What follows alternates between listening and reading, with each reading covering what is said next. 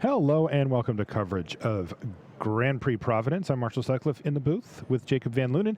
We're ready to go early in the morning here on day 2. We've got round 10 action. 2 of our 4 undefeated players facing off against each other. Andrew Cuneo with white-blue control playing against Seth Manfield on green-black Delirium. Both players with that coveted perfect record overnight, really setting them up for a nice run today to the top 8. Yeah, Seth Manfield, former world champion, chose to play green-black Delirium this weekend after playing a Teamer Aetherworks Marvel deck last weekend. And he felt like the Aetherworks Marvel deck was really poorly positioned and that it wouldn't show up that much this weekend. So he decided to play the best matchup for the Marvel deck, which is this green-black Delirium deck, because he felt like it had a good matchup against basically the rest of the field. Okay. Yeah, we've seen a real decline in popularity of the Aetherworks Marvel deck. It is gone. Yeah, there's none of it playing here, especially at the top tables. Right. Andrew Cuneo, on the other hand, he's playing a very different version of the blue-white deck than what we've been used to seeing. It's a more traditional build of the blue-white control deck that he kind of always plays and that he played, I believe, at the Pro Tour.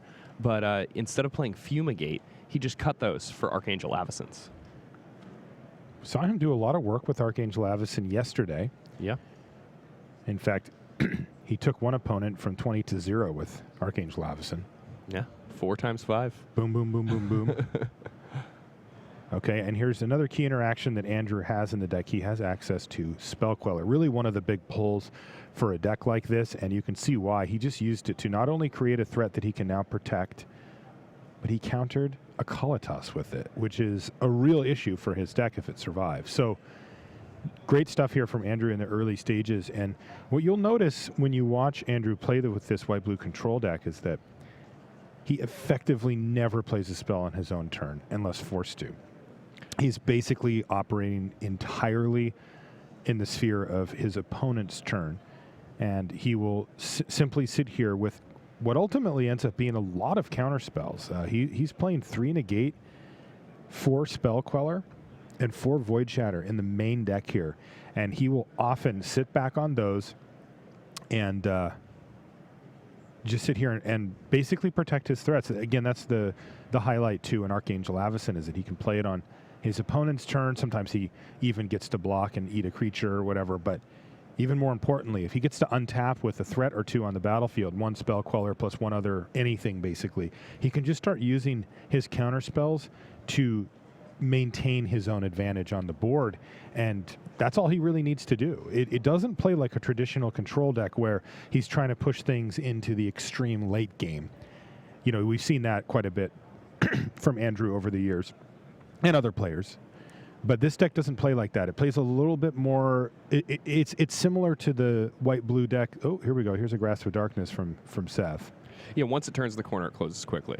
That's right, and that's not what we normally see from Andrew. Normally we see that slow constriction of card advantage and counter spells and inevitability, but here it's not like that. And it makes, to me, I like this a lot better. It just makes this deck way more fun to watch. Well, that actually worked. So Seth fires off on Ensep there, Grasp of Darkness on the Spell Queller, which was holding that Kalatas hostage, and he's free. Yeah, now it's interesting because Seth's graveyard had a lot of different card types there. Mm-hmm. And Andrew knows that Seth has an untapped land in hand because of the Grapple with the Past turn before. Then, in addition to that, Seth, by using that on Andrew's end step, is forcing Andrew to tap mana during his main phase, or during his turn, which will give Seth an opportunity to, because Andrew only has 3 blue mana, to untap and maybe play something huge like an Emrakul the Promised End or something. So they don't know each other's deck lists. Anything could happen. That gave Andrew an opportunity to get behind, and Andrew decided to let it resolve. Here, though, I mean, he had the removal spell anyway.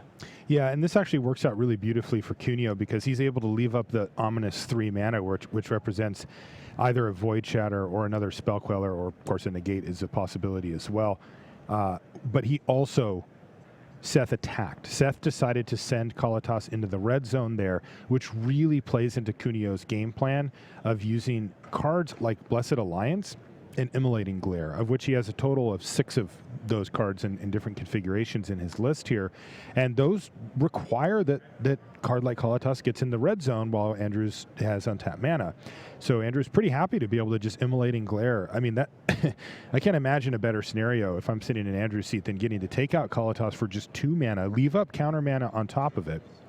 And no zombies, no life, like nothing. You know, it was just a straight up 1-for-1 at that point.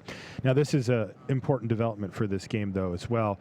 Traversi Ulvenwald just found a copy of Emrakul, and that is going to come down in a turn or two here. I mean, he already had, what, 6 types going in to that turn? Could be the turn right now. Let's see. He's got Planeswalker, Instant, Creature, Artifact, Sorcery. So that's 5.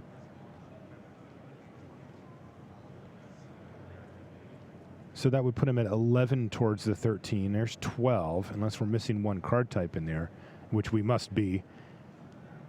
So there you go. Instant, Sorcery, Creature, Planeswalker, Artifact. No, it's not enough. So our count was actually right. Yeah. I was a bit confused there also. Yeah, Seth's got to be careful with that.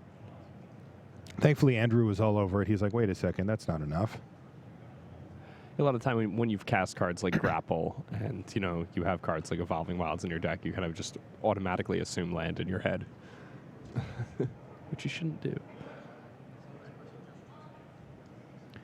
It is interesting, though, to look at Andrew Cuneo's build here, and, you know, it makes me curious about just how much work an Emrakul, the Promised End, can do against him. Like, he rarely has much of a board state. You saw before he cast that Archangel Avacyn, he had nothing.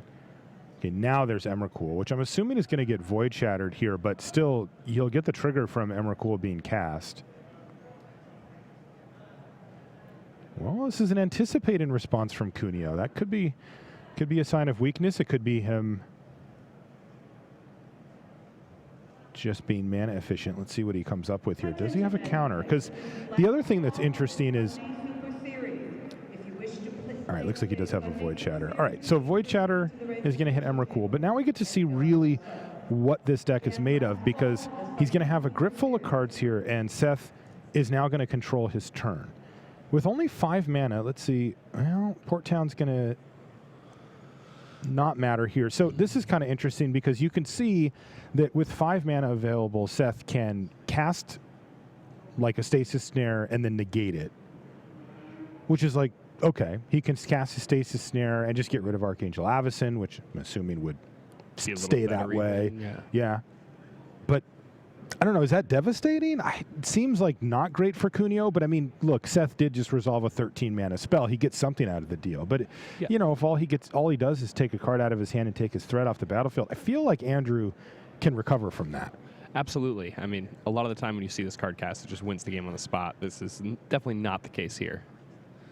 I guess, does he have 4 white sources now? No. So he can't Stasis Snare. No, he's only got 3.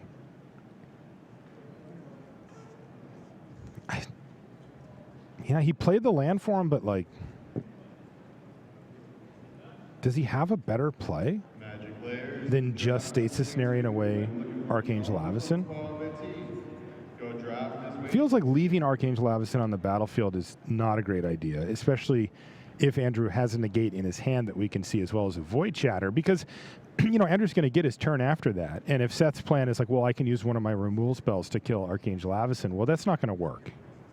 Andrew's going to counter whatever that is and keep the damage flowing with Archangel Avacyn. So it feels like Seth probably just needs to Stasis Snare away Avacyn and say, all right, well, 2 for 1. No, he's not. He's going to leave Archangel Avacyn on the battlefield and just take 2 cards out of Andrew's hand. So he's going to Void Shatter his own Stasis Snare. And it's going to be tough, though, because Seth Manfield, was that a Void Shatter off the top? Yeah. And that's because, I mean, maybe Seth was setting up for a second copy. Totally. That is absolutely possible, because you have to figure now that Seth is trying to resolve something huge, because he wanted to get the unconditional counterspell out of his hand at the expense of leaving Archangel Avacyn on the battlefield with negate in hand for his opponent. So you know he has something. All right, there's a Traverse, and Andrew's going to fire off that negate. The assumption here, of course, is that Seth is going for another copy of Emrakul. If he has one. Does he have more than one in his deck? Let's take a look here. Sometimes these decks just run one. No, just one. Okay, so he's going to go for a threat. Instead, he's going to play 2 copies of Grimflayer. But the remaining Stasis Snare is going to take down one of them. And, Andrew wins this race pretty cleanly. This is Seth going to 6. Yeah.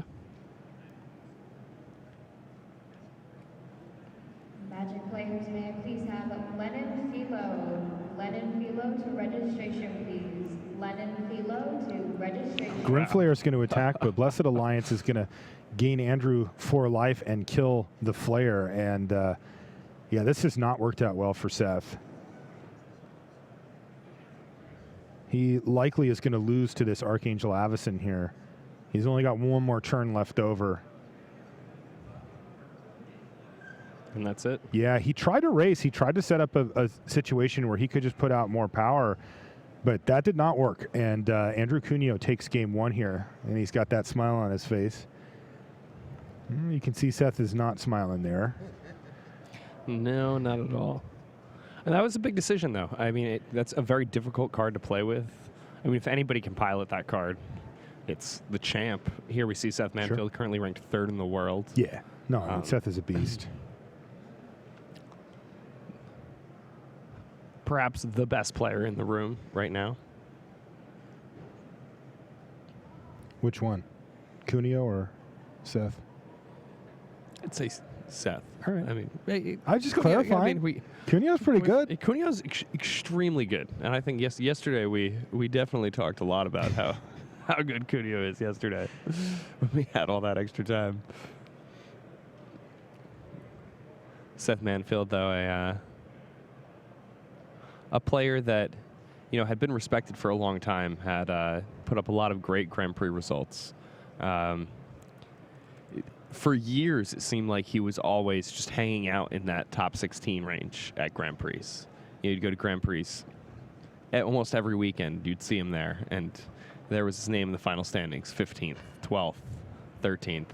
And then one day, he started just top 4ing all the Grand Prix. Then he started winning a bunch of Grand Prix. Then suddenly, he was qualified for the World Championship, and we got to watch him destroy that World Championship, if anybody remembers the year before this one. I guess so, last year. Oh, yeah. Especially the limited rounds in that.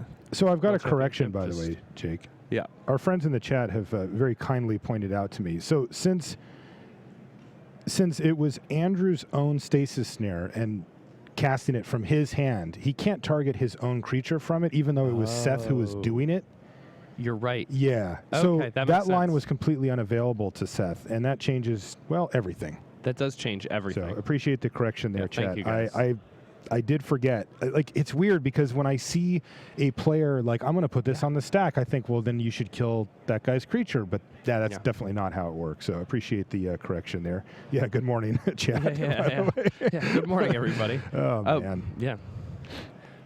But it does make sense. I also knew that was opponent, and somehow it didn't register because Seth was the one doing it. Yeah. Yeah, but Seth knew, thank God, and didn't try to break the rules of Magic. And, yeah, but still a tough spot for him. And I think going back to the discussion that we had at the beginning of that Emrakul turn, how good is Emrakul against Cuneo? Kind of not great, right? Like not very exciting. It didn't seem that good there, and especially given the limited options that Seth actually had. I mean, he basically got to take 2 cards out of his hand, that's pretty good. But man, I think you're hoping for a bit more. When you save up all that Delirium and finally cast your huge big finisher that you've been working towards, that card's supposed to kind of end the game, and it really didn't there. Yeah.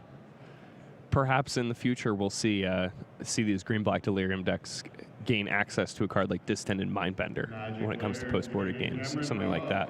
Because right now, it doesn't really seem like they can upgrade that well in those regards.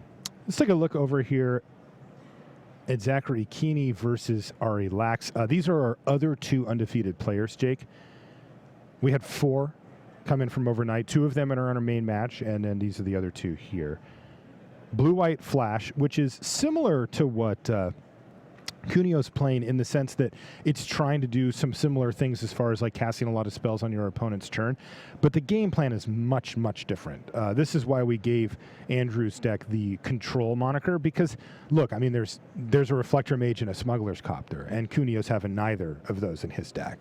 Yeah, Cuneo only really casts spells that either have flash or are instants. Right, and so that is the huge difference. Even though, it is interesting because we did call it a control deck, but like there's no sweeper. He basically just replaced all of these sorcery speed things with counter spells, and has been able to find his way to 9-0 and up a game in round number 10. It's pretty impressive when we get to watch these Cuneo decks actually run through a field the way they're supposed to.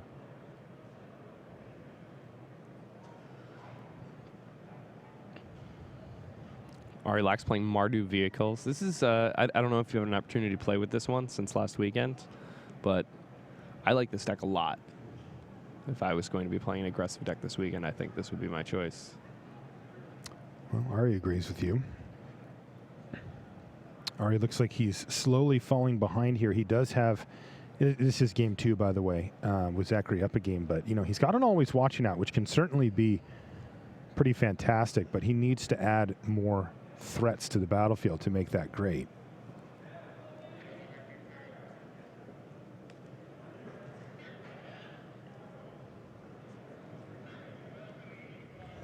He's just going to send in there with the Thraben Inspector. All right, first match is underway. Let's jump back over there. Yeah, let's check it out.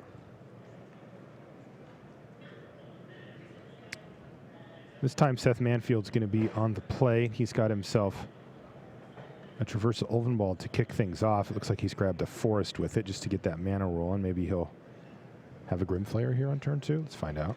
It'd be pretty nice for him. I mean, especially getting underneath counter magic with a card like that it's just such a big difference in the way these games are going to play out. It's so brutal, though, for him because it looks like he's going to lead off with Transgress just because Andrew has so many of these white removal spells. Though, as it turns out, Andrew's kept a relatively action-light hand, but with a pair of Anticipates, he should be able to find what he needs pretty quickly. Looks like a Summary Dismissal is the only legal target for the Transgress the Mind. That is some terrifying art, by the way. Transgress the Mind. Oh, it's horrific. I think that's like a Yeti. Anyway, whatever. Yeah. It's gross.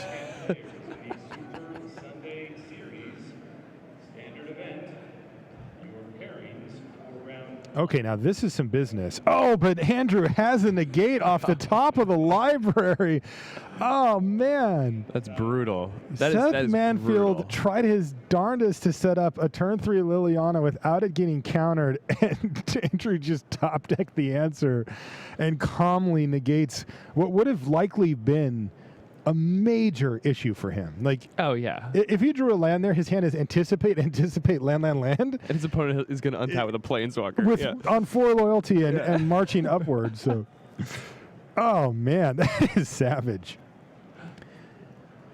Manfield has to just be shaking his head.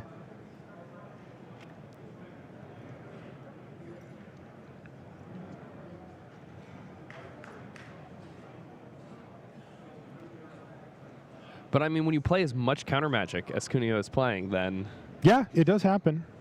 It's just he had a 1-turn window. Yeah, yeah, like, and it had to be a negate too. It couldn't even be anything else.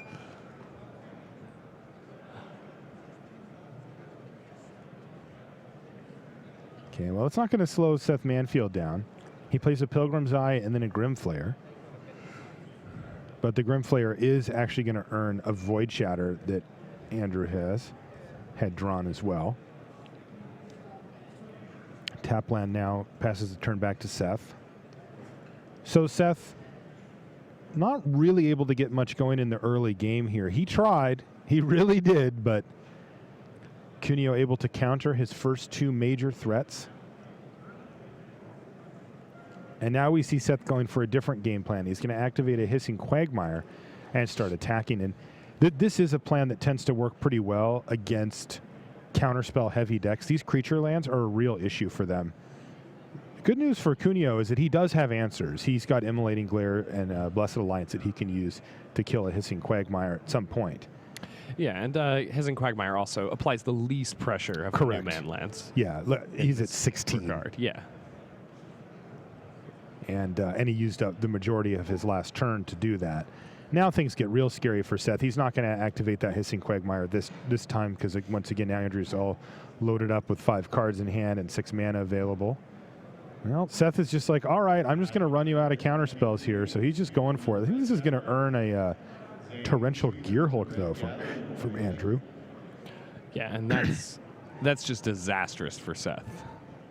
The pace of the game just turns around absolutely. Yeah, that is what it's going to be. And he's going to flash back a negate. So Obnixilis, nope. And Seth already starting to see this one slip away. God, this matchup does not feel great for Manfield. I mean, he got a little unlucky there, but still. Andrew's kind of having his way with him here. The counter magic density is just so high for Andrew here.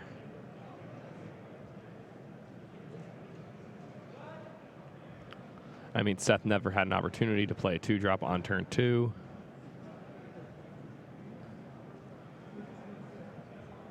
And Seth is going quite a bit bigger with his green-black Delirium deck than the other versions we're seeing.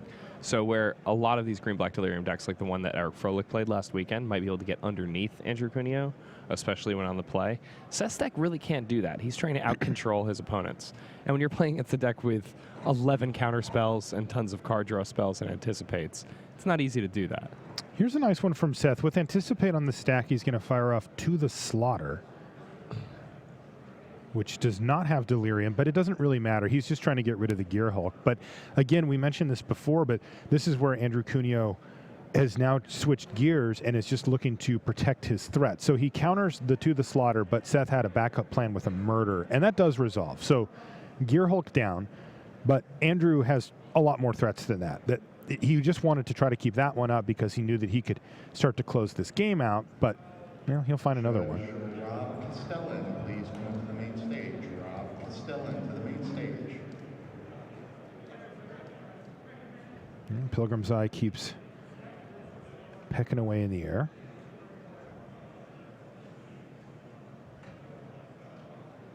And there's an Ishkana. It's a big threat. Andrew has been sculpting his hand, though. This deck does play a lot of counter magic. Yeah, he's actually going to Void Shatter it, though. Does Seth even have Delirium? No, right? Instant Planeswalker Sorcery. Still, it is a threat, and you mentioned it before. He does need to respect basically every threat that his opponent plays, and 3 power is 3 power, so Andrew's just going to counter it. Yeah, he doesn't play any sweepers, Andrew. Right. So he can't catch doesn't back wanna, up, right? Like, yeah, he doesn't want to let people get multiple threats in play because then he just can't catch up.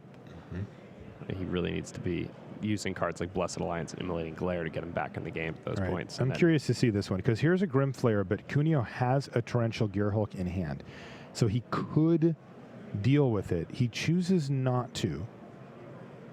He may try to just ambush the Grim Flayer at some point. The other thing that we'll see from Cuneo is that he has a Glimmer of Genius in his graveyard, and he may just want to use that to find more answers rather than using just a counter spell.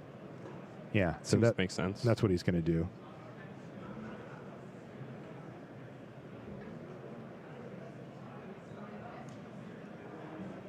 Scries 1 to the top, 1 to the bottom, then draw 2. So he's got one thing that he wanted and then an unknown card. He's built up 4 energy here as well, though I don't think he spends it much. No, he's not very good at spending the energy. No, I think it just sort of sits there.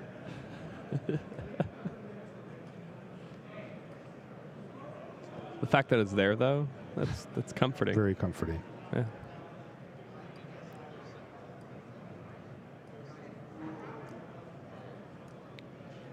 Okay, and Andrew's just going to pass a turn back using that Torrential Gearhulk to basically keep the Grim Flayer at bay. Achilles or Brian Benz, please come to registration. Julie, Achilles or Brian Benz, please come to the registration table.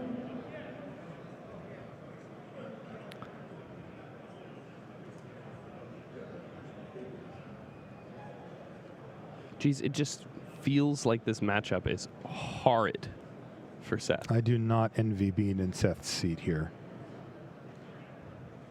And the nice part about a deck like Andrew's is, I mean, there are definitely some holes in the metagame where, like, some decks are just really, really hard for you, like red-white tokens and black-red aggro. But once you get up into, like, the 9-0, 10-0 range, I feel like your head's above those clouds, you know? We'll see. If he is, then we may see Andrew Cuneo in the top 8 here. Which I'm sure would be refreshing for him. He's had 4 9-0 day ones where he failed to convert to day 2, or failed to convert to top 8. Yeah, that's pretty brutal. It's not the happiest situation. Cuneo is going to use a Spell Queller just to finally eat that pesky Pilgrim's Eye.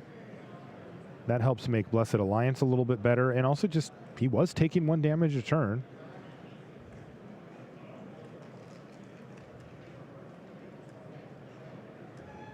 Okay, there's a Ruinous Path, which is going to be met with Negate. Keeping that Gear Hulk alive is really important now for Cuneo, as it's holding back 8 power at this point for Seth Manfield. Cuneo's going to start chipping away in the air with a Spell Queller. It's not blocking anything currently.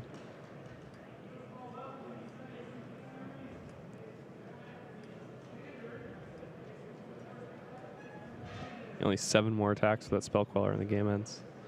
Of course, Andrew probably going to close much quicker.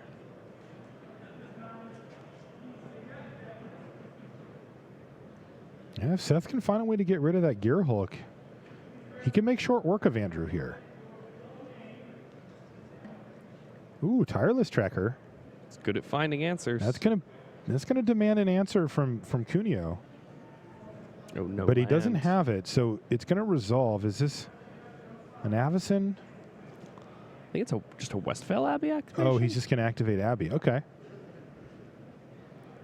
Yeah, now the interesting thing that you mentioned there, no land for Seth Manfield. So the Tireless Tracker doesn't look super scary, but still, Andrew's going to have to be concerned about that. It's not the type of thing you just want to leave in play. Right. Of course, Andrew can't really get it off the table unless it attacks. Right. Which is pretty awkward for him, though, especially because, A, it's not planning on attacking anytime soon. Okay, well, there's a Stasis Snare, so... That will certainly get the job done. Andrew does play 3 of those in his main deck, so he does have some ways to get rid of those more passive threats. Got away cleanly with that one, too, man. Things have really been going well for Andrew. Seth is fighting the fight, but not even a single clue token for him off of that Tireless Tracker. Okay, here's one. Here's Liliana. There's a Spell Queller. Andrew wasted no time with that one. He does not want to let Seth start getting big board advantage with Liliana. It also cuts the clock in half here.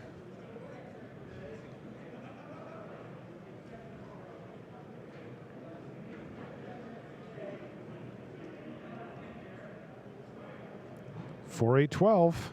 There's 4 of it. Yeah, the window closing faster and faster here. If Andrew has an Avacyn in his hand, then Ooh, is this a next turn it Traverse? could be over. Oh, it's not a Traverse. It's a Vessel of Nascency. But Andrew's having none of it. He figures that Seth is out of gas and countering anything is good. This doesn't quite give him lethal, though, does it? Oh, it Well, if does, he activates actually. the Abbey, if he yeah. makes an Abbey, he can actually just attack with everything. Now, I'm assuming that there's a Hissing Quagmire available, though, for Seth Manfield still, which would give not quite lethal. It would still put Seth to 1. But it would force a chump block with one of the Grim Flayers. But Andrew Hissing may just Quagmire wait. does throw it off. You're right. Yeah, it does. So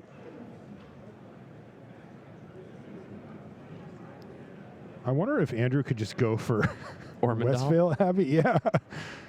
Like, he gives him back a Liliana he can't use, a Vessel that doesn't realistically do anything, and then he takes out the other Spell Queller plus the 2 ground creatures, and then he hammers him for 9 in the air. I don't know. I don't think I would do it, But also, I can't think of a great reason why not to. Sounds kind of sweet. Well, this attack does put Seth in an awkward spot because he needs to activate his Quagmire and block individual threats with both or all three of his ground creatures, which means that one of them is going to, at the very least, trade for the Torrential Gearhulk, and you see that here. It definitely could have worked out worse for Seth here. I agree. He is going to 1, though, facing down 3 lethal threats. Yeah. And a Westvale Abbey. Right. So effectively 4. Pretty much any, like, if Andrew has a Void Shatter, it's just game.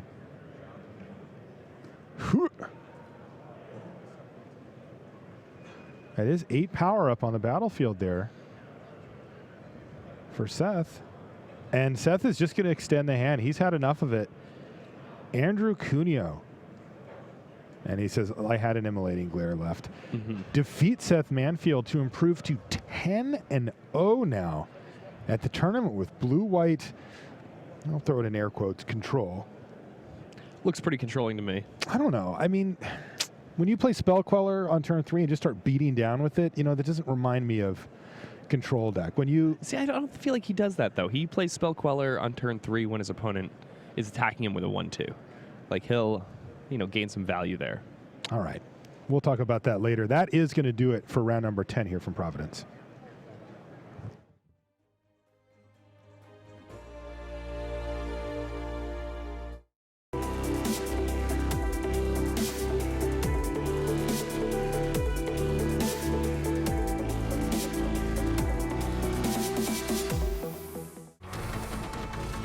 Up your game with Ultra Pro Magic the Gathering accessories. Find the best magic art on card sleeves, deck boxes, playmats, and more. Visit ultrapro.com to learn more and find a retailer near you. Support your local game store by going to Friday Night Magic. Have fun hanging out with friends, cracking new magic packs, and playing with your favorite Kaladesh cards. Featuring devious gremlins, ingenious dwarves, and face-smashing gearhulks.